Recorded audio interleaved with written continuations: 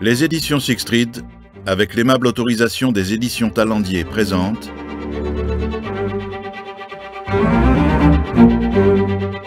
Les Illuminati, de la société secrète aux théories du complot, de Pierre-Yves Beaurepaire, lu par Renaud Bertin Cordoliani.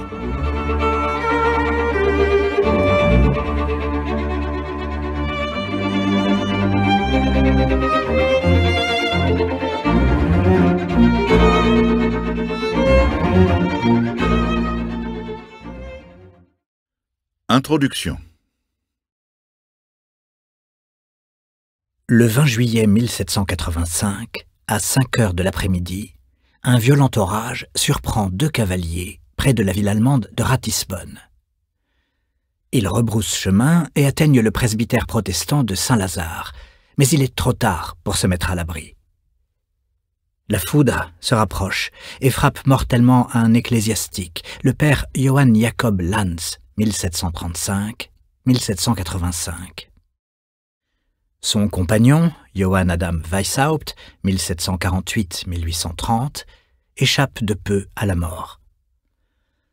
Le corps du malheureux Lanz est porté à l'intérieur de la chapelle Saint-Michel, où 3 heures après le décès, le curé Frobenius se rend auprès du défunt.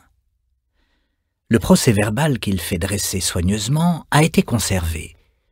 Dans la matinée du 21 juillet, Frobenius se fait apporter les vêtements de Lanz et les renvoie à sa communauté. Mais, à cette occasion, il découvre un stylet et une note dont le procès-verbal donne la transcription. Elle révèle que le père Lanz partait en mission d'information pour un ordre secret, les Illuminaten. Johann Jakob Lanz répond au nom secret de Socrate. Son compagnon de cavalcade n'est autre que le chef et fondateur de l'organisation lui-même, Adam Weishaupt, alias Spartacus. Créée le 1er mai 1776, elle aura vécu moins d'une décennie, car en quelques mois, tout l'édifice patiemment construit s'effondre.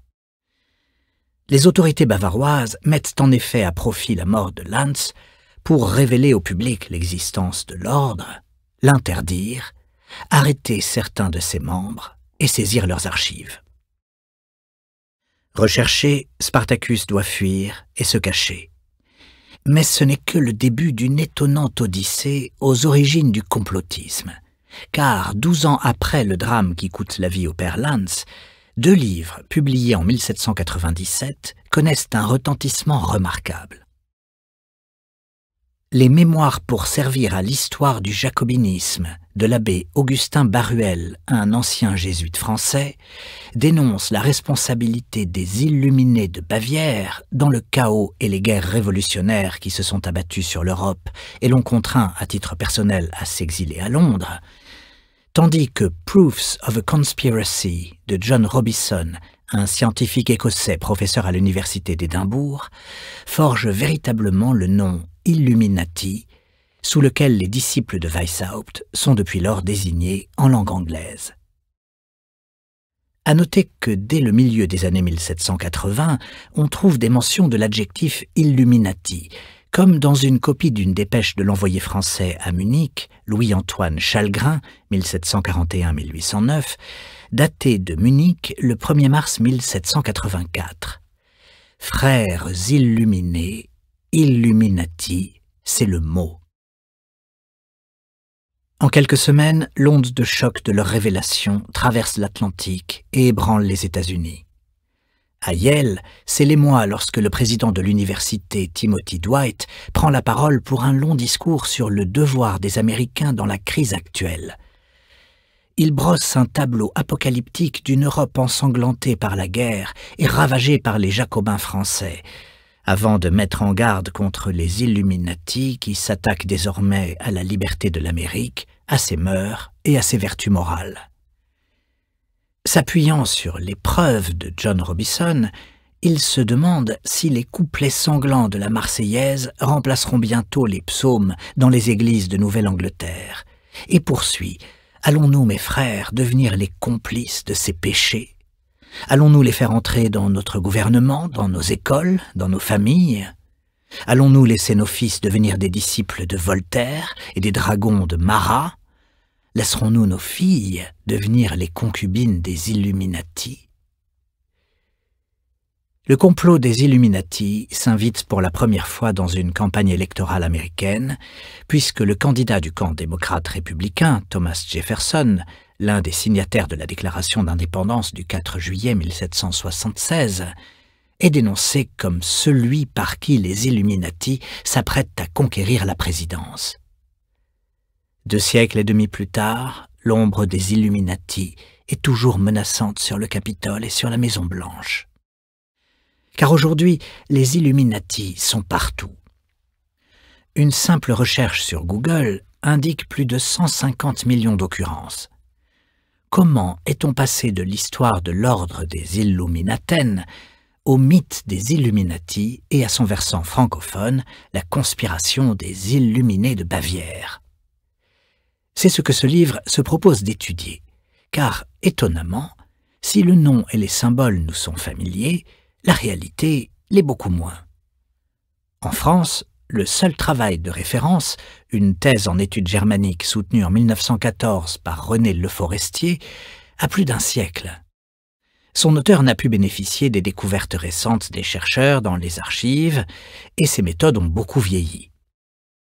Réimprimé en 2001 en français, il vient d'être publié pour la première fois aux États-Unis avec un sous-titre révélateur: The Bavarian Illuminati, The Rise and Fall of the World's Most Secret Society. Les Illuminés de Bavière, l'ascension et la chute de la plus célèbre société secrète du monde. Les chercheurs allemands font de leur côté un travail précieux de constitution de listes et d'analyse documentaire, mais ils travaillent surtout sur le fonctionnement intérieur de l'ordre à la fin du XVIIIe siècle, prennent rarement en compte la part du mythe, et il ne faut pas sous-estimer la barrière de la langue. Outre-Atlantique, les Illuminati sont surtout pris en compte dans la genèse de la culture conspirationniste américaine. La référence historique sur laquelle les chercheurs s'appuient est significativement une thèse aussi ancienne que celle de René Le Forestier, New England and the Bavarian Illuminati, publiée par Vernon Stauffer aux presses de l'Université Columbia en 1918. En France, les Illuminés sont présents dans les travaux qui se concentrent sur les origines du complotisme, mais leur histoire est rapidement évacuée au profit de son instrumentalisation par les théories conspirationnistes contemporaines.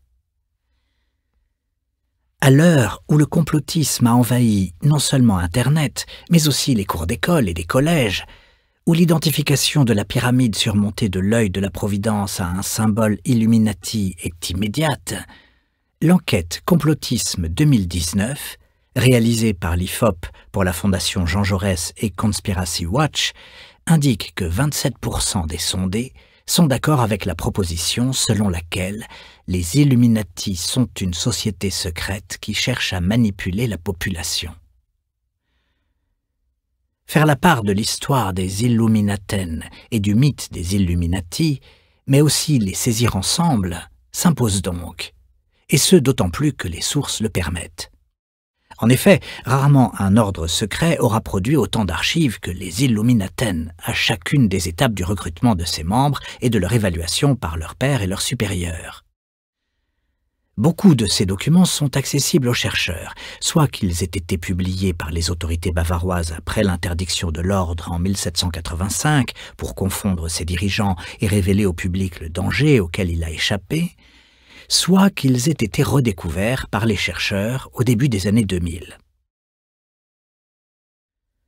À l'instar des archives des loges maçonniques volées par les nazis, transférées par eux en Prusse orientale avant que l'armée rouge les y découvre, s'en empare et les transfère en Union soviétique, des documents particulièrement précieux pour comprendre l'histoire des Illuminaten et surtout son devenir après la mise hors la loi et la poursuite clandestine de son activité par les plus résolus, sont en effet revenus de Moscou et sont aujourd'hui accessibles aux chercheurs européens. C'est le cas notamment de la caisse contenant les papiers de Johann Joachim Christoph Bode, qui reprend le flambeau de l'ordre après 1785, lorsque son fondateur, Spartacus, est contraint de se cacher puis s'exile à Gotha. Ces centaines de folios sont très précieux pour comprendre à la fois l'effet de sidération produit sur les membres par la révélation au public de l'existence d'un ordre secret accusé de rébellion et de crimes multiples, mais aussi pour étudier sa résilience et sa capacité à se redéployer, y compris hors de l'espace germanique. Par ailleurs, étudier les Illuminati après la fin des Illuminaten, comme le fait ce livre, et les prendre en compte depuis l'origine de l'ordre jusqu'au XXIe siècle, permet d'ouvrir largement le champ des archives et de la documentation à découvrir. En travaillant sur la fabrique du complot des Illuminati par l'abbé Baruel et John Robison, comme sur la réception de leurs dénonciations dans toute l'Europe, mais aussi en Amérique, il nous a été possible d'exploiter de nombreux documents conservés aussi bien dans les archives des Jésuites à Vanves qu'à l'université de Yale. C'est donc une enquête à nouveau frais que propose ce livre, en invitant le lecteur à nous suivre au plus près de l'ouverture et de l'instruction de chacun des dossiers.